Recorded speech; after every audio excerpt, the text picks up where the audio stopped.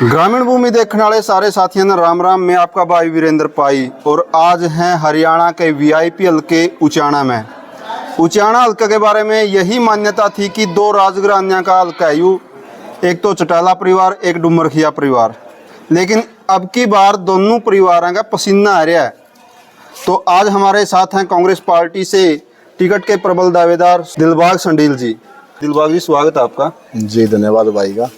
दिलबाग जी, क्या कहोगे कि उचाना हल्का जो है लोगों की नजरों में अब तक तो ये चलता आया था कि दो परिवार अटका, तीसरा आदमी तो सपना ही देख सकता रहे, क्यों कर देखा ये सपना तो लोगों की मांग भी थी और लोगों का एक मन भी ये था कि वे इनते पेंडा कुकर छूटा है। उन लोगों में मैं भी एक हूँ, जिससे ये क्या था कि भाई इन लोगों ने बहुत इतने दुखी कर लिए कि जो वोट दे के तो हम बनावा, और दिल्ली चंडीगढ़ के पेशी है ना, जो इनके कोर्ट है वो भी दिल्ली और चंडीगढ़ में नहीं कोर्ट है, उसके चक्कर हमने काटने पड़े।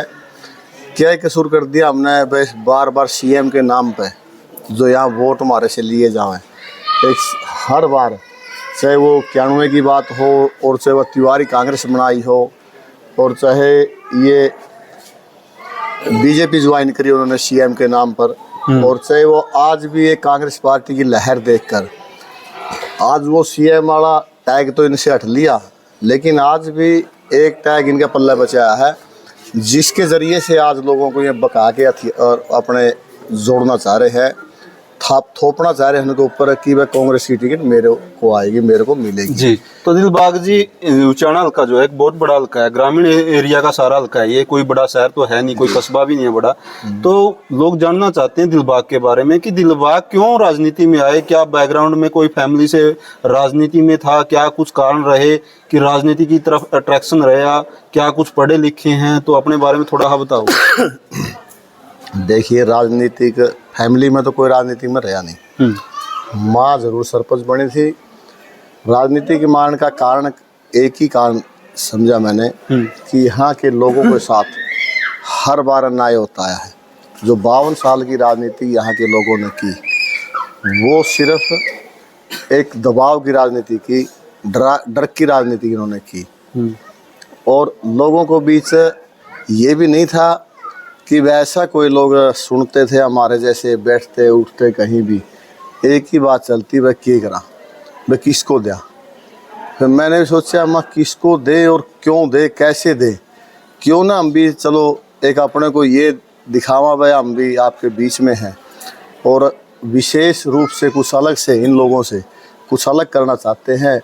ये आपको पता चले कि हमारा अपना किस प्रकार का हो, जैसे आप लोग चाहते हैं, हल्के के लोग चाहते हैं इस प्रकार का अपने बीच का, अपने धरातल का, जो अपनी सोच का हो और जो अपने दुख दर्द को जानता हो, तो वो सब बातें हम क्वालिफाई करते हैं। और ये सोच के देखिए कौन समझेगा दुख दर्द ने जो उसमें को आ लिया हो। इन लोगों को दुख दर्द का नहीं पता। इस कारण से हमने ये फैसला लिया, क्योंकि जो आज बिजनेस में है वो सेट हो गए न, और कोई भूख रही नहीं।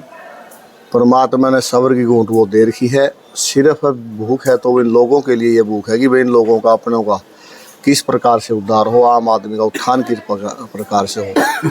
ये प्रकार से ये लोग कहते हैं कि भाई गरीब और कमेरे वर्ग का शोषण सरकारें करती आई है, चाहे वे कांग्रेस पार्टी में रहे हो तो उस समय दूसरी पार्टियों पे इल्ज़ाम लगाना, चाहे वो बीजेपी में रहे हो उस समय ये कांग्रेस पे इल्ज़ाम लगाते थे, वे कांग्रेस पार्टी ने कमेरे वर्ग का शोषण किया है। आज वो बीजेपी पे आरोप लगाने लग रहे हैं कि कमेरे का। मैं उनसे पूछना चाहता हूँ, जिस घर में कहते हैं डीसी का कहते हैं के डीसी लाएगा, जिस घर में डीसी हो, जिस घर में उस समय में एक एमएलए हो, जिस घर में सेंटर में कैबिनेट का मिनिस्टर हो, और वो भी कौन सा महकमा, ग्रामीण विकास मंत्रालय, उन लोगों सारा पूरे सरकार की पावर जिसके चाबी जिसके हाथ में हो ना, जिस घर में हो, और फिर भी हमारे को अपने को दिल्ली के चक्कर, चंडीगढ़ के चक्कर, पानी पीने के लिए यहाँ दुखी होना पड़े लोगों, लाइट के लिए, बिजली के लिए दुखी होना पड़े, तो रोजगार के लिए यहाँ इनको दर दर की ठोकरें खानी पड़े, प्रशासनिक कार्यों के लिए दर दर की ठोकर मारो, ये सब दुखी होकर मैंने ये अपना एक फैसला लिया। तो दिलबाग जी, ये तो सच्चाई है कि चाणा के लोग दो परिवार तीसरे परिवार की सोचो नहीं सकते थे, लेकिन इनका एक मजबूरी कहिए या उनके लिए मजबूरी कहिए कि दोनों ने एक तो बीजेपी का समर्थन कर गया, एक बीजेपी में शामिल था, दोनों तो लोगों का कुछ न कुछ जीव भी उतर गया, उनको भी पता है इस बात का। लेकिन लोग ये भी देख रहे हैं कि तीसरा चुना तो किसने चुना। बहुत से हैं किसान संगठनों में तो अभी आए हैं, किसान आंदोलन में तो भी आए हैं, वो भी कह रहे हैं कि हमको मौका देना चाहिए। तो दिलबाग में क्या कुछ खासियत है, क्या विजन लेके चलोगे कि आप देख रहे हो, आप गांव में पैदा हुए हो, तो क्या समस्या अपने गांव में कि भाई जिन पर आपने मौका मिला तो आप उन पर फोकस करोगे? समस्या तो अनगिनत समस्या है, बड़ी भारी भारी समस्या, एक से एक है। जो समस्या आम समस्या है, कॉमन समस्या है, एक छोटी ही भी कहूँगा और उसको बड़ी भारी भी कहूँगा। पीने के पानी की समस्या हमारे इलाके में, पूरा अपने विधानसभा में पीने के पानी घरों में नहीं है जी। और दूसरा, नहरी पानी के लिए आज हर रोज़ एससी के एक्शन के करीब रोड जाम कर दिया। चाहे वो बिजली की बात हो तो किसानों के लिए आज कार्ड पड़ा हुआ है, परमात्मा की नज़र भी ठीक नहीं है, उसके लिए भी इन किसान साथ भाइयों को सबको, चाहे बड़ौदा में अभी जाम लगाया, कई दिन पहले वहाँ उचाने में लगाया, और चाहे वो टेल पे पानियों की बात हो। समस्या को तो अनगिनत है, कितनी समस्या रोज़गार की है, ट्रांसपोर्ट की है, बच्चों के लिए पढ़ने के लिए कहीं बसों की व्यवस्था नहीं है, कॉलेज में आने जाने के लिए व्यवस्था नहीं है, आम नागरिक इतना दुखी है। तो मैं कहूँ प्राथमिकता के आधार पर समय आने पर इन सब को सोल्व करने का काम करेंगे, और ये सब चीज़ें देख करके हमने इसमें दंगल में आना पड़ा। तो दिलबाग जी, कहीं ना कहीं हमारे हरियाणा की राजनीति में खापा का बड़ा रोल रहा है, गामा का आपस का भाईचारे का रोल रहा है, गोत्ता का बड़ा रोल रहा है।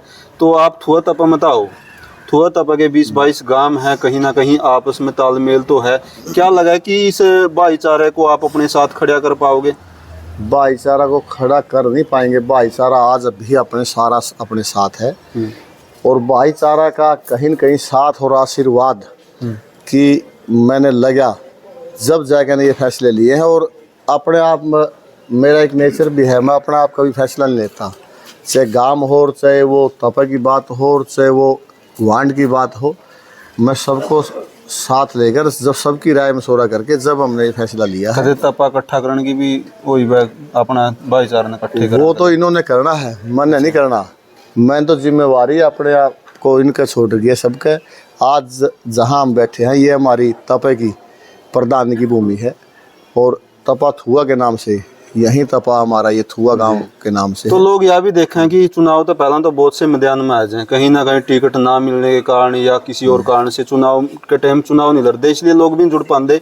तो दिलबाग सिंह क्या आश्वासन देगा लोगों तक, भाई का चुनाव लड़ना है या टिकट का भरोसा रहोगे, कि कुछ कारण रहोगा? मैंने आपको एक ही बात बताई अभी, जो ये कहेंगे नहीं, इन तक बैर एक ढींग नहीं टेकनी।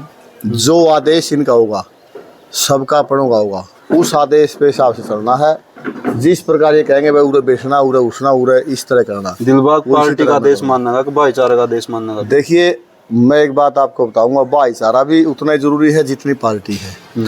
पार्टी का तो ये है कि पार्टी ने शीर्ष नेतृत्व ने हमने वो टिकट की बात वहाँ पे हो, चाहे वो पार्टी की नीतियों की बात वहाँ पे हो, उनको फॉलो वहाँ करेंगे।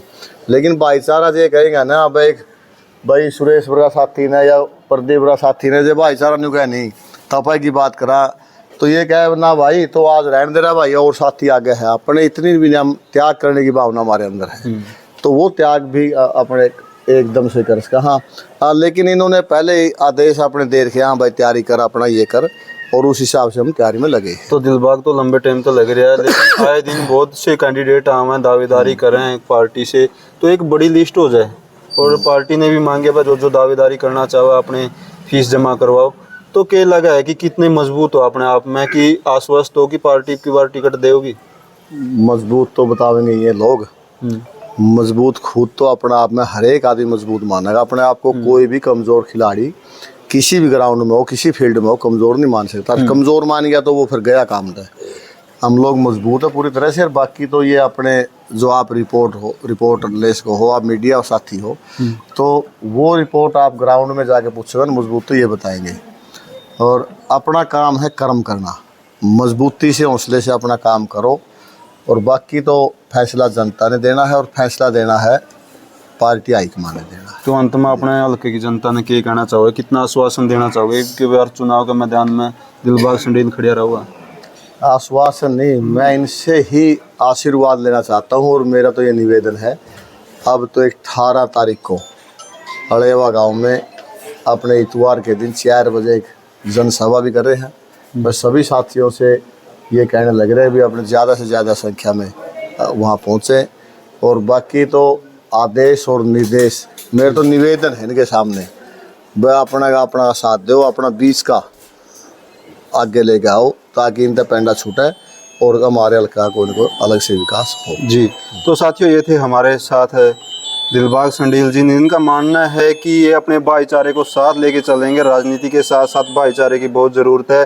तो 18 तारीख को ये अपने भाईचारे को अड़ेवा में इकट्ठा भी कर रहे हैं। क्या कुछ रहेगा राजनीति का रुख, देखने वाली बात होगी। आपका क्या कुछ मानना है कि उचाना हल्का में अब की बार क्या कुछ होगा, क्योंकि अब की बार लोगों की निगाहें ढूंढ रही हैं तीसरे व्यक्ति को। वो तीसरा व्यक्ति कौन होगा इन दोनों परिवारों से, देखने वाली बात होगी। आप भी अपने सुझाव दे सकते हैं। जय हिंद, जय भारत।